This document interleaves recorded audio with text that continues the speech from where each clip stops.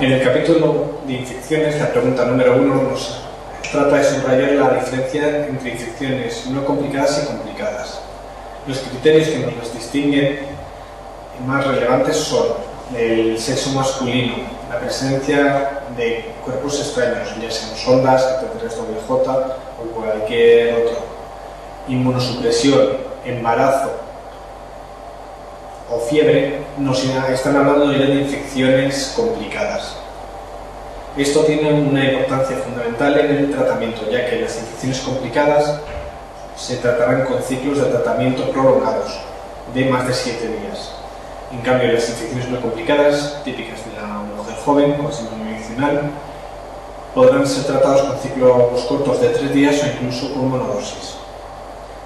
En la pregunta número 1 tenemos un varón de 40 años que acude a urgencia con un síndrome miccional claro, con una clínica típica de infección del tracto urinario baja y con un examen básico de orina también muy sugestivo de infección urinaria.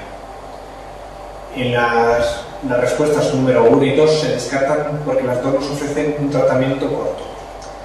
La respuesta número 4 del tratamiento nos está recordando cuál es el tratamiento típico de la infección provocada por una ETS en varones menores de 35 años, típicamente uretritis y orquiepididimitis, generados por gonococo y clamidia. El tratamiento, como lo tenemos aquí reflejado en la respuesta número 4, sería con 1 gramo de ceftriaxona y doxiciclina durante 10 días.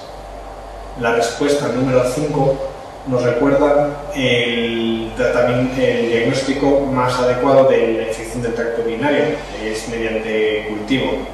Un cultivo significativo tiene 500.000 unidades formadoras de colonias, pero hay que saber que una clínica sugestiva en principio ya es indicación de tratamiento, sobre todo cuando va acompañada de un examen básico de orina con bacteriemia de seguimiento.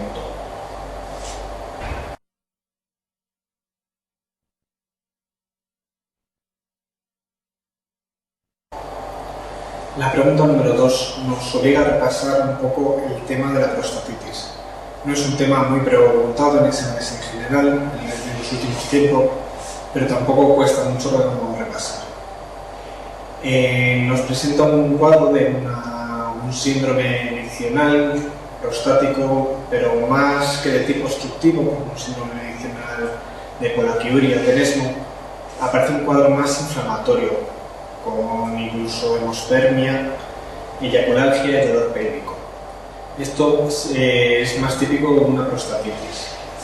La prostatitis aguda, bacteriana, es un cuadro de infección importante. El paciente aparecería con algún tipo de signo de sepsis, fiebre, leucocitosis, hipotensión, algo que nos hable de una infección aguda severa.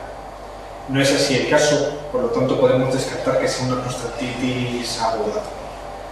Dentro del resto de los pacientes que presentan una clínica más insidiosa, no parece que podemos descartar que sea una prostatitis crónica bacteriana, ya que el cultivo realizado de orina y de líquido prostático son negativos.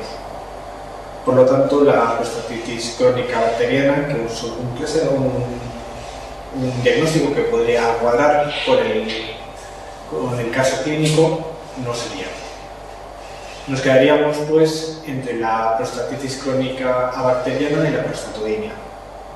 Entre estas dos sería bastante factible dudar, pero es todo ese cuadro de infecciones del tracto urinario, de posible contacto sexual, lo que nos invita a pensar más en una prostatitis crónica bacteriana, que a pesar de su nombre sí que está causada por bacterias como conocéis, con el Mycoplasma ovinis principalmente.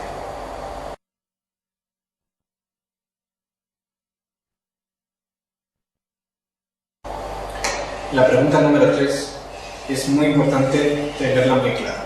La relación entre infección del tracto urinario y embarazo.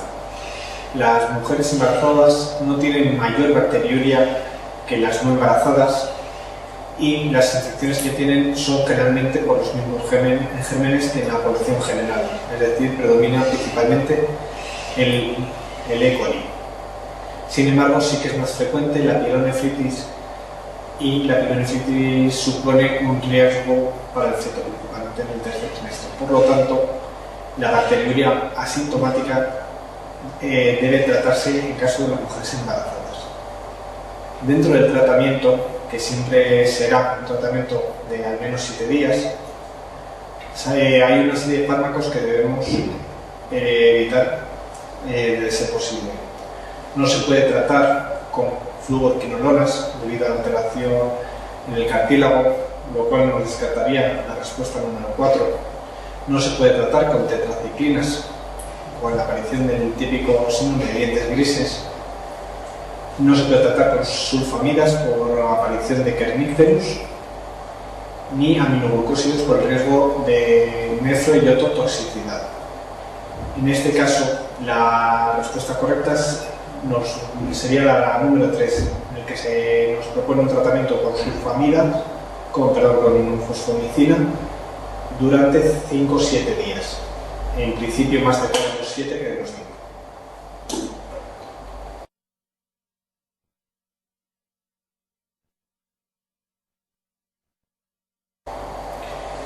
La pregunta número 4 nos recuerda 4 de las 5 indicaciones de tratamiento de la bacteriuria asintomática.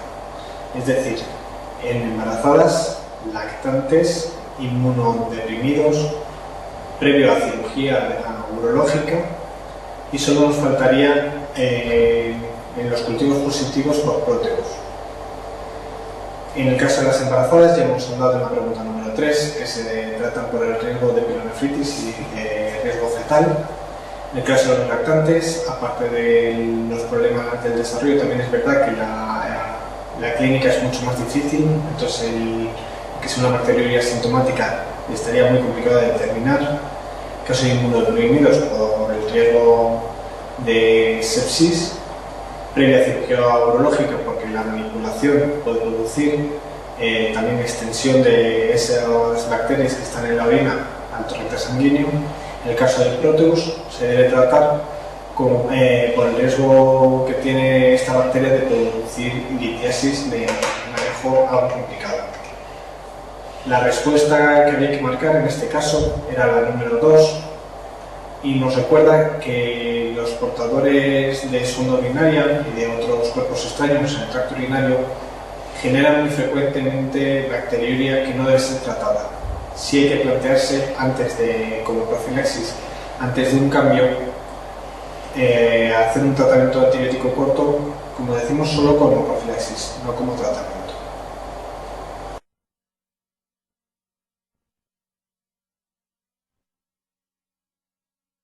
La pregunta número 5 es una de estas preguntas que nos da una serie de datos de miscelánea de infección urinaria que nos pueden ayudar a dar algunas pinceladas. La respuesta número 1 nos habla que la tasa de infección tras cateterismo, es decir, que tras colocación de sondaje vesical, es bastante baja. Por eso no se realiza profilaxis antibiótica antes de un sondaje vesical. La respuesta número 3 nos recuerda que todos los pacientes con algún tipo de catéter urinario acaban desarrollando bacteriuria. Por lo tanto, el tratamiento de esta misma no tiene mucho sentido. Respuesta número 4 subraya el hecho, que además ha sido preguntado en nuestros exámenes, de que los sistemas colectores son el mejor remedio en pacientes los sistemas colectores cerrados son el mejor remedio en los pacientes sondados para intentar retrasar la aparición de la infección del tracto urinario. La respuesta número 5 es falsa, puesto que nunca jamás se debe recoger orina de una bolsa de diuresis, ya que esa orina está muy frecuentemente contaminada. Por lo tanto, el cultivo tendrá poco rendimiento.